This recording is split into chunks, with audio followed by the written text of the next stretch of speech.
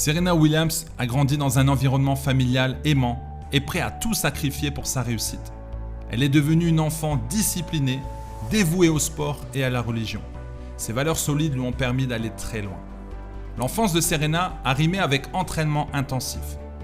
Devenir un sportif professionnel requiert des heures intenses d'entraînement.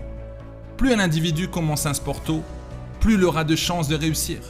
Toute l'enfance de Serena a donc très vite été centrée autour du tennis. Et lorsque Serena atteint les 6 ans, le rythme des entraînements s'accélère. Elle pratique le tennis avant et après l'école, mais aussi les week-ends, et ce entre 3 et 4 heures par jour. Les balles de tennis les plus usées sont utilisées encore et encore. Malgré leur faible rebondissement, le père de Serena y voit une opportunité de travailler les petits rebonds, car sur les cours de Wimbledon, les balles rebondissent moins haut. Le père Richard accroche des papiers tout autour du cours, avec des phrases sur la concentration et le dépassement de soi inscrites dessus, dans le but de motiver ses filles. Serena Williams est devenue une icône du tennis féminin grâce à sa détermination à toute épreuve et à son style hors du commun. Sa réputation n'est plus à faire et sa carrière est encore loin d'être terminée. La famille Williams est partie de rien et a raflé tous les trophées grâce à une détermination sans faille et un travail sans relâche. Serena a dû travailler dur depuis toute petite pour se faire une place dans le monde du tennis, malgré le peu d'intérêt qui lui était porté.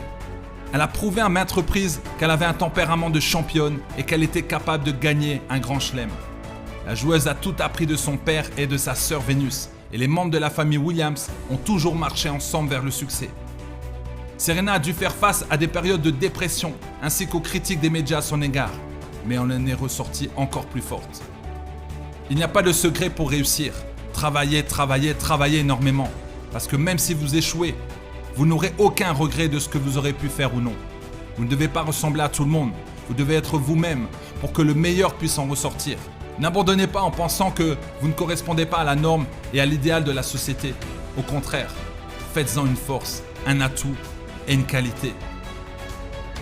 En abandonnant, vous donnons raison à vos démons intérieurs qui ne cessent de vous répéter que vous en êtes incapable. Seulement tout cela est faux.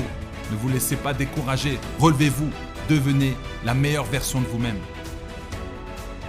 Vous devez croire en vous-même quand personne d'autre ne le fait. Je pense que dans la vie, vous devriez travailler sur vous-même jusqu'au jour de votre mort.